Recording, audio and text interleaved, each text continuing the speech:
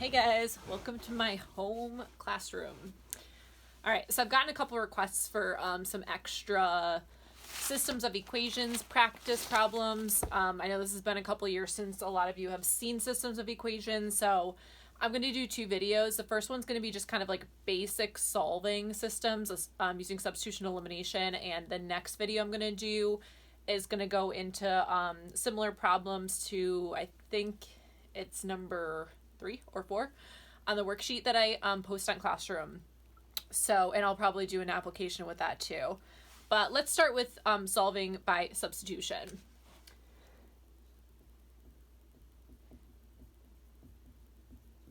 And then we'll get into elimination afterwards. All right, so I'm just going to throw out an example. So say I gave you the system x minus 7y is equal to, let's do negative 13, and negative 3x plus 2y is equal to negative 18. All right, so the idea with substitution is this one's mostly used when you can easily get one of the two variables by itself, it doesn't matter which one, in one of the two equations. So I'm noticing in my first equation, I've got the x variable all by itself. So what I'm going to do is I'm going to solve the first equation for x. So I'll make this into x is equal to, I'll bring the 7y to the other side, so 7y minus 13. And the idea with substitution is basically once you have this x equals, this whole thing is going to be substituted in for x in your second equation. That's why it's called substitution. So when I do that, I'm going to go ahead and make that second equation negative 3 times the quantity of x, which is going to be 7y minus 13, plus 2y equal to negative 18. And now this whole equation is in terms of one variable. That's the idea, again, with substitution, is you're trying to get one of the equations in terms of one variable so you can solve for that one and then go back and solve for your other one. So I'm going to simplify this. I'll distribute out that negative 3. So negative 21y, that'll become plus positive 39 plus 2y equal to negative 18. I've got some like terms to combine here. So negative 19y plus 39 is equal to negative 18. Go ahead and subtract 39 from both sides. So negative 19y is equal to negative 57. And then when you divide each side by 19, your y value should be a positive 3. So that gives us one of the two variables, but we obviously need to solve for both because we have both in our equation.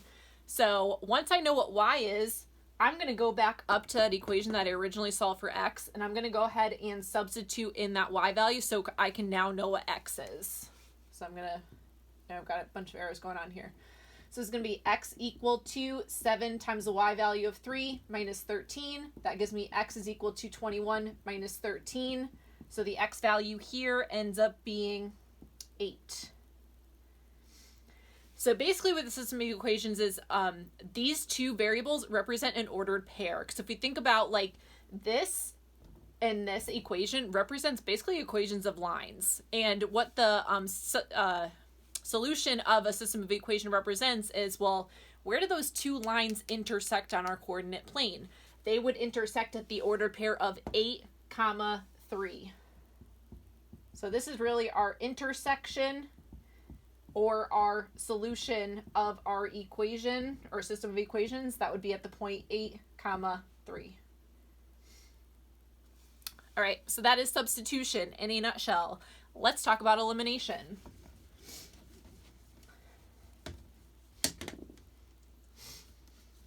And elimination works a little bit differently. So elimination, its name basically says it all. We are looking to actually eliminate one of our two variables. So I'll throw out another system. Let's do negative 8x minus 15y equal to negative 3. And the other one will be negative x. Let's do minus 5y equal to negative 16. All right, and the idea with elimination is basically we want to pick one of the two variables to get rid of. Doesn't matter which one. And the way that we're going to eliminate it is basically we want to get the same coefficient, the numerical coefficient in one equation and in the other, but one of them is going to be positive and one of them is going to be negative. So it doesn't matter which one you want to work with here. You can work with the x's or you can work with the y's. It just really depends on how much algebra you want to do. I'm going to choose to eliminate the y's. Again, you can work with x's. It really doesn't matter. So basically, to get the same coefficient here, I'm going to look at the bigger number. I've got a negative 15 here. I want to make this a positive 15. Well, in order to make it a positive 15 so that I can get rid of the y's, I'm basically going to take the second equation and I'm going to multiply it by a negative 3. Because when I multiply a negative 3 times a negative 5, that's going to give me a positive 15 that's going to eliminate my y's. But I have to make sure that the entire thing is multiplied by negative 3. I just can't pick the one variable I want to eliminate and multiply that. So the negative 3 is going to get multiplied by the negative x, negative 3 is going to get multiplied by the negative 5, and the negative 3 is going to get multiplied by the negative 16. So I'm going to do some work over here. I'll pull over that first equation, negative 8x minus 15y is equal to negative 3, and then I'm going to multiply this out. So negative 3 times negative x gives me a positive 3. Negative 3 times negative 5 gives me a positive 15. And then negative 3 times negative 16 gives me a positive 48. And basically the idea with elimination is once you have that coefficient that's the same, one's positive, one's negative, you're basically adding your two equations together. So I'm going to add my x terms together. Negative 8x plus 3x gives me a negative 5x. Negative 15y and a positive 15y, well, those cancel each other out. So I'm left bringing down the equal sign, and then negative 3 plus 48 gives me a positive 45. And when I divide each side by negative 5, my x value ends up being a negative 9. Okay, so again, that gives us one of our two variables. We also need to know what y is. So now that I know what x is, I can choose either one of these two equations to plug back into to solve for the actual y variable here. I'll just plug back in the first one. So negative 8 times a negative 9 minus 15y equal to negative 3. Do some algebra here. Negative 8 times negative 9 gives me a positive 72 minus 15y equal to a negative 3. Bring the 72 to the other side. So that'll give me negative 15y equal to negative 75. Divide each side by negative 15. The y value here ends up being, I believe it is 5. So that gives me, again, an ordered pair. My intersection or my solution of this system of equations gives me an ordered pair of negative 9 comma 5.